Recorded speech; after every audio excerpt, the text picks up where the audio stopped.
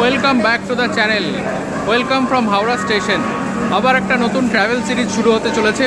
এবারের আমাদের গন্তব্য হচ্ছে দক্ষিণের রাজ্য কর্ণাটকের উদ্দেশ্যে। হাওড়া স্টেশনের 21 নম্বর প্ল্যাটফর্মে এই মুহূর্তে রয়েছি। সেখান থেকেই কিছুক্ষণের মধ্যে আমাদের ছাড়বে হাওড়া থেকে SMVT সুপারফাস্ট এক্সপ্রেস, যেটা রাত 11টায় ছেড়ে তার পরের দিন সারাদিন চলবে এবং তারপরের দিন অর্থাৎ তৃতীয় দিন সকালবেলা গিয়ে পৌঁছাবে SMVTতে, ব্যাঙ্গালোরের SMVTতে। তো এই পুরো যাত্রা আপনাদের দেখাবো।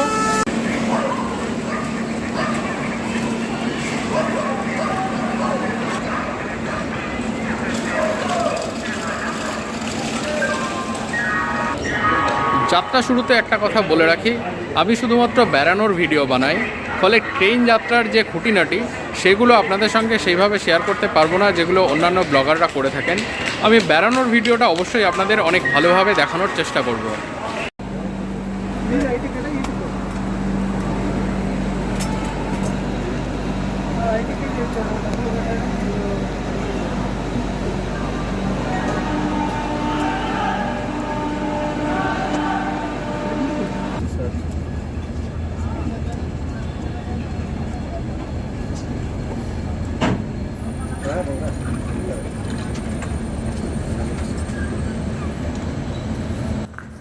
রাত্রেবেলা ট্রেন যাত্রার সবথেকে বড় অসুবিধা হলো বাইরের কিছুই দেখা যায় না, ফলে ট্রেনে উঠে ঘুমিয়ে পড়া ছাড়া আর কোনো অপশন থাকে না।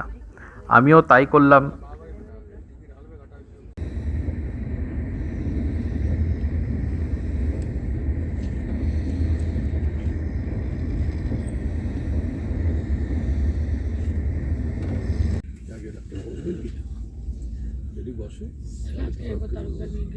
দ্বিতীয় দিন যখন ঘুম ভাঙল তখন সূর্য পূর্ব আকাশে অনেক আগেই আলো ছড়িয়েছে।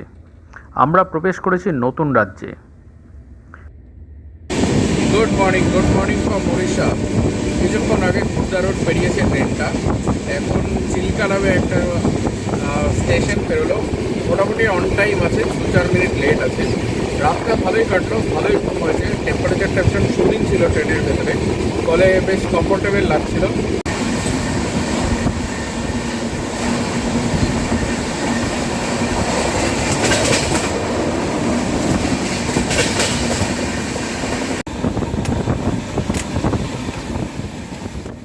খুর্দা রোড পেরোনোর কিছুক্ষণ পর যাত্রাপথের বাঁ দিকে পড়বে চিল্কা লেক। ট্রেনে এই পথে অনেকবার আসা যাওয়া করলেও কখনো চিল্কা দেখা হয়নি, কারণ প্রতিবারই ট্রেন এই জায়গাটি পেরিয়েছে রাত্রেবেলা। তাই এবার আর সুযোগ ছাড়লাম না, মন ভরে দেখলাম চিল্কাকে।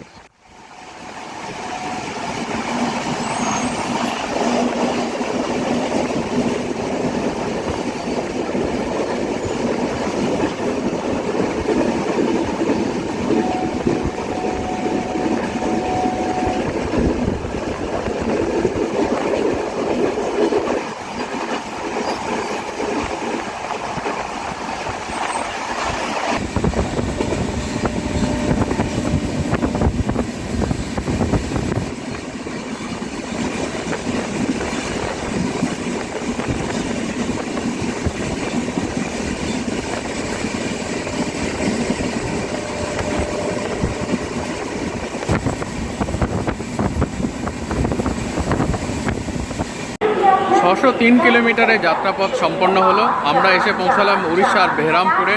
এখানে ট্রেন 1 ঘন্টা মতো লেট।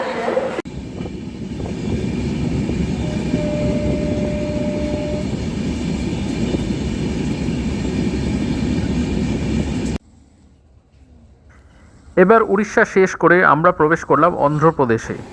আজ সারাদিনটা কাটবে এই প্রদেশেই। ট্রেন প্রবেশ করলো অন্ধ্রপ্রদেশের প্রথম স্টপেজ শ্রীকাকুলাম রোডে।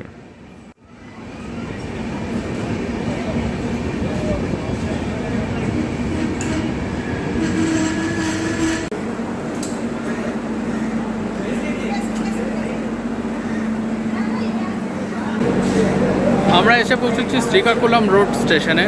এখানে ট্রেন মোটামুটি 1 ঘন্টা লেট, 2 মিনিট দাঁড়াবে, তারপর ট্রেন ছেড়ে দেবে। বলতে বলতেই বাসে বেজে গেছে, তো এবার উঠে পড়তে হবে।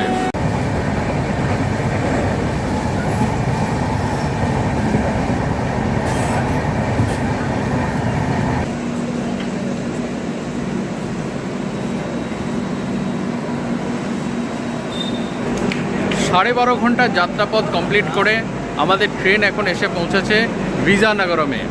এখানে ট্রেন 20 মিনিট মতো late.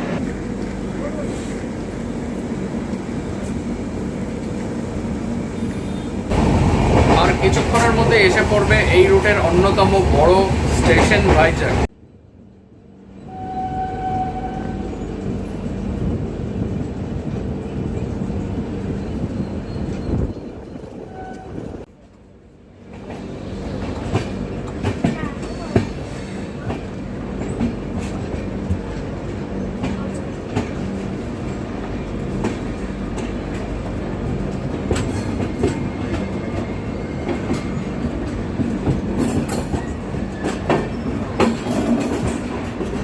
Howrah Bengaluru SMVT superfast express 13.5 ঘন্টায় 881 কিলোমিটার পথ অতিক্রম করে এই মুহূর্তে এসে পৌঁছেছে ভাইজাগ স্টেশনে।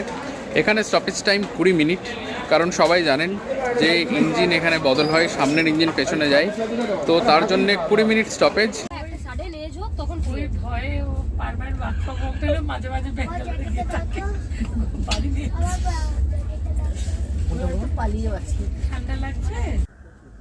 বিশাখাপত্তনম পেরোনোর পর শুরু হলো ট্রেন যাত্রার সবথেকে কঠিন সময়, দুপুর বেলাটা। বিকেল হওয়ার আগেই ট্রেন ঢুকলো রাজমুন্দ্রা স্টেশনে।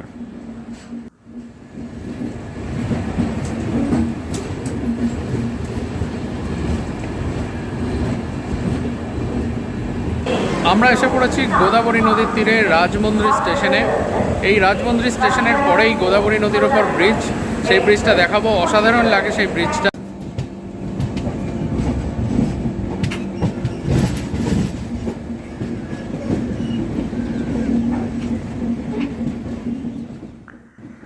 স্টেশন থেকে বেরোতেই ট্রেন এইভাবে বাঁক নিয়ে উঠতে শুরু করে গোদাবরী নদীর ওপর দোতলা ব্রিজে।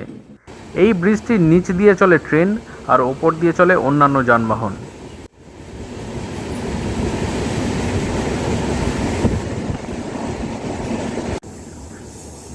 গোদাবরী নদীর ওপর এই ব্রিজটি রেলের অংশের দৈর্ঘ্য হল 2.8 কিলোমিটার। দীর্ঘ এই ব্রিজটি পেরোনোর সময় ট্রেনে বসে দেখতে একটা অন্যরকম অনুভূতি হয়।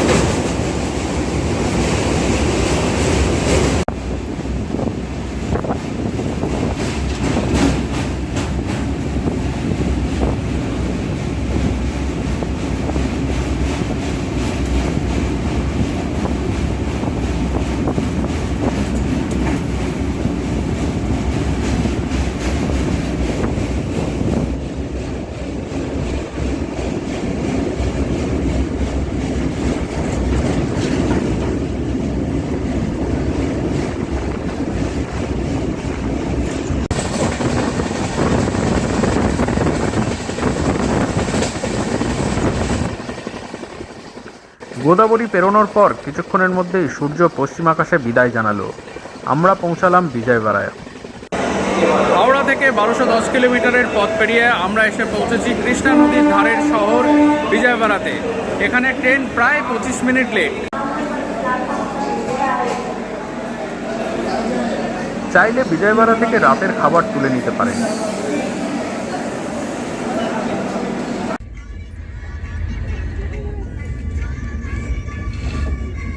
বিজয়বাড়া শহর শেষ হলেই শুরু হয় কৃষ্ণা নদী, কিন্তু রাতের অন্ধকারে আমাদের আর সেটা দেখা হলো না।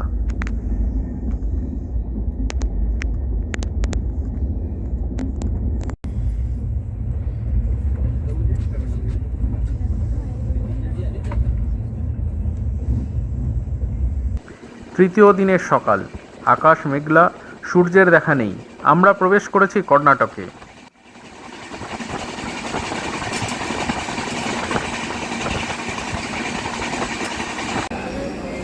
কর্ণাটকের কৃষ্ণরাজাপুরম স্টেশন থেকে এই যাত্রাপথের তৃতীয় দিনে আপনাদের সকলকে জানাই গুড মর্নিং। ট্রেন 1 ঘন্টা 15 মিনিট মতো লেট, আর ব্যাঙ্গালোরের আকাশে মেঘ। তো স্বাভাবিকভাবেই আমাদের ওয়েলকামটা ব্যাঙ্গালোরে এই মেঘলা আকাশ দিয়েই হচ্ছে। এই স্টেশনেই নেমে গেলেন বেশিরভাগ যাত্রী।